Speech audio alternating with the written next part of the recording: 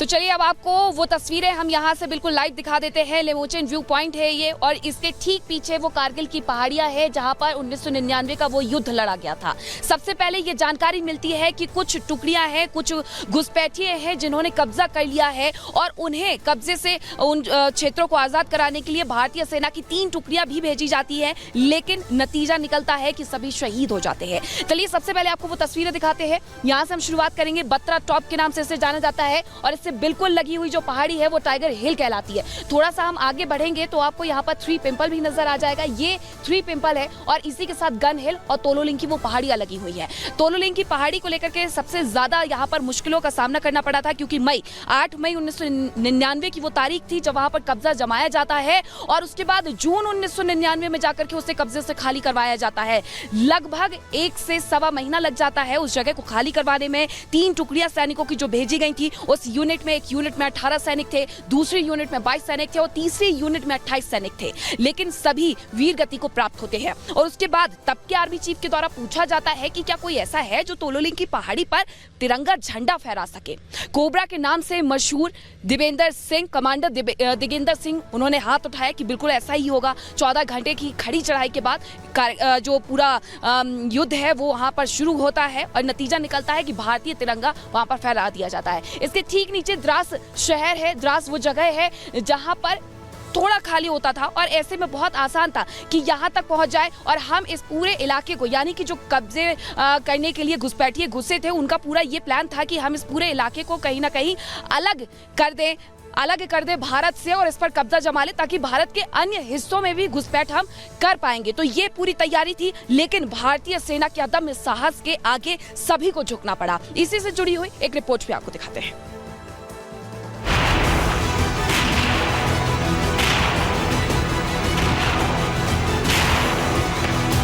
बलिदान कभी भुलाया नहीं जा सकता, और कारगिल में हिंदुस्तान के विजय वीरों की जाबाजी के किस्से तो रहती दुनिया तलक सुनाए जाएंगे। कारगिल विजय दिवस की रजत जयंती समारोह में एक बार फिर उन वीरों को याद किया जाएगा जिन्हें कभी भुलाया ही नहीं गया, और ना कभी भुलाया जा सकेगा। हर बार बस 26 जुलाई कारगिल युद्ध की विजय की याद में शहादत को सैल्यूट करने का एक पावन दिन है।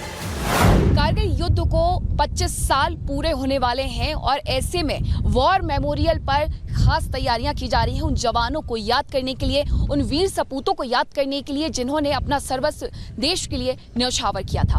वीर भूमि की तस्वीरें सबसे पहले देखिएगा। 500 से ज्यादा शहीद सैनिकों की याद में वीर भूमि को कारगिल वॉर मेमोरियल पर बनाया गया है, और वो तमाम शहीदों के नाम, सैनिकों के नाम उसमें दर्ज किए गए हैं जिन्होंने भारत की आन बान शान के खातिर अपना सब कुछ न्यौछावर कर दिया था।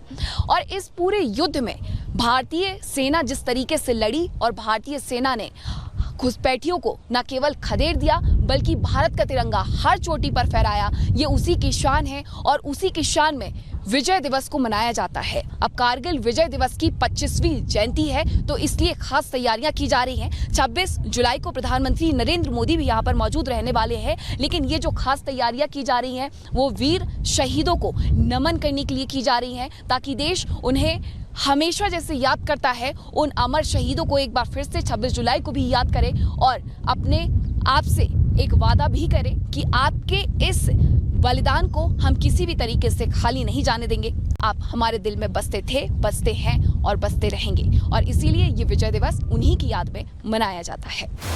कारगिल युद्ध 1999 में तब शुरू हुआ जब पाकिस्तानी सेना नियंत्रण रेखा से भारतीय क्षेत्र में घुसपैठ कर कारगिल, बटालिक और द्रास सेक्टर की चोटियों तक आ पहुंची थी। तभी युद्ध छिड़ गया।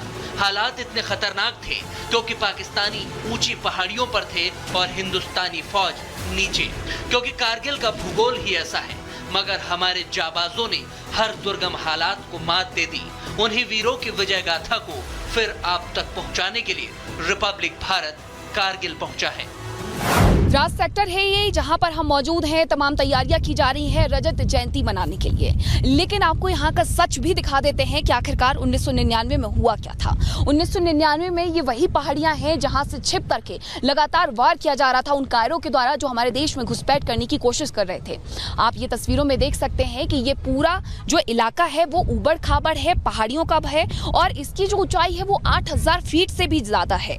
जलवायु यहाँ पर ठंडी है, शुष्क है और -40 डिग्री सेल्सियस तक तापमान चले जाता है। और इन दुर्गम परिस्थितियों में भारतीय सेना ने अपना जज्बा न केवल दिखाया बल्कि हर उस चोटी पर झंडा फहराया जहां पर कब्जा जमाने की कोशिश की जा रही थी। इस पूरे इलाके को दरअसल कश्मीर से अलग करना था, ताकि लद्दाख जैसे ही कश्मीर से अलग हो जाएगा, यहाँ पर घुसपैठियों का दबदबा हो जाएगा और इस दबदबे के साथ वो भारत के अन्य इलाकों में भी घुसपैठ कर सकेंगे। लेकिन फिर डिंपल कॉम्प्लेक्स रहा हो या फिर टाइगर हिल्स रही हो या फिर तोलोलिंग रहा हो, हर जगह भारतीय जवानों ने झंडा फहराया और अपना कब्जा वहां से दुश्मनों से वापस ले लिया।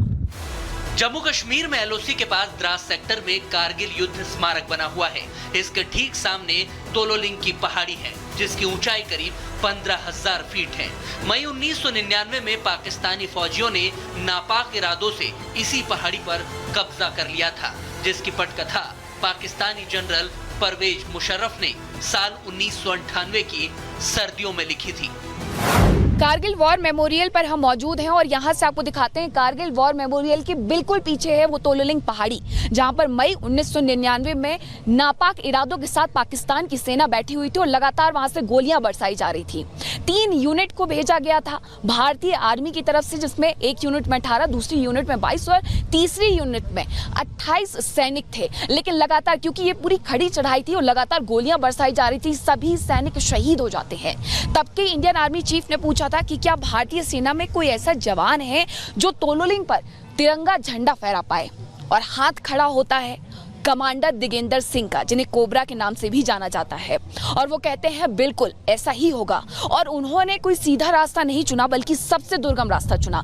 पीछे के रास्ते से वो जाते हैं, अपने शरीर पर रस्सी बांध करके चढ़ाई शुरू करते हैं और 14 घंटे की चढ़ाई के बाद जब वो तोलोलिंग के पिछले हिस्से में पहुंचते हैं तो देखते हैं कि पाकिस्तान की सेना किस तरीके से अपने नापाक इरादों को यहाँ कामयाब करने के लिए पूरी तैयारी के साथ बैठी हुई है। लेकिन फिर तारीख आती है जून 1999 की और वहां पर तिरंगा झंडा फहरा दिया जाता है और इस तरीके से तोलोलिंग से कब्जा हटाया जाता है, क्योंकि तोलोलिंग से ठीक देखा जा सकता था कि नेशनल हाईवे से किस तरीके का मूवमेंट आर्मी का हो रहा है और इसी के साथ द्रास सेक्टर में क्या कुछ चल रहा है। इसलिए बेहद जरूरी था कि तोलोलिंग से पाकिस्तानी सेना का घुसपैठियों का कब्जा हटाया जाए और इसमें भारतीय सेना पूरी तरीके से सफल होती है। हालात कितने भी कठिन हो, पाकिस्तानियों के मंसूबे कितने भी खतरनाक हो, मगर भारतीय फौज कहां हार मानने वाली थी। हमारे जाबाजों ने हर मुश्किल को मात देकर पाकिस्तानियों को खदेड़ दिया, जंग जीत ली। लेकिन वैसे हालात कभी ना बने, अब कभी पाकिस्तानी हमारी धरती पर कदम न रख सके। इसीलिए सुरक्षा और भी सख्त कर दी गई है। रिपब्लिक भारत ने जाना कि पहले और अब कारगिल की सुरक्षा कितनी बदल चुकी है।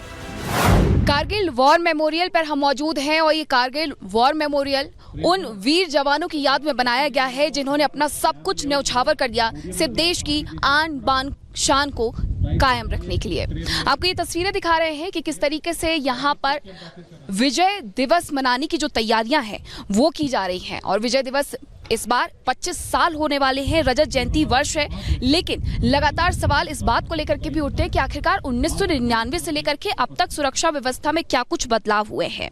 देखिए, जहां से पाकिस्तानी सेना ने घुसपैठ की थी उस पॉइंट को ढूंढा गया है और वहां पर सेना की मुस्तैदी बढ़ाई गई है। इतना ही नहीं, अब हेलीपैड भी बनाए गए हैं और हेलीपैड बनाने के साथ साथ अब भारत मजबूत स्थिति में खड़ा हुआ है और कोई भी देश अब भारत की तरफ आंख उठाकर भी नहीं देख सकता है। लेकिन 26 जुलाई जो कि विजय दिवस के नाम से जानी जाती है, विजय दिवस के नाम से मनाई जाती है, वो बेहद खास है, बेहद अहम है कि किस तरीके से वीर सपूतों ने अपना सब कुछ देश के नाम कुर्बान कर दिया।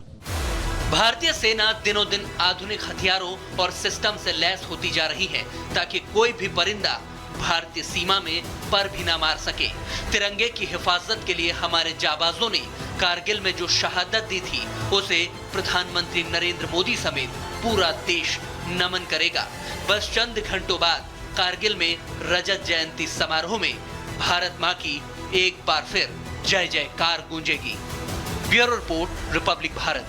तो कारगिल से हर वो तस्वीर हम आप तक पहुंचा रहे हैं जो याद दिलाएगी 1999 के उस बहादुरी की जिसमें हमारे वीर सपूतों के अदम्य साहस के सामने घुटने टेकने पड़ गए थे पाकिस्तान के घुसपैठियों को।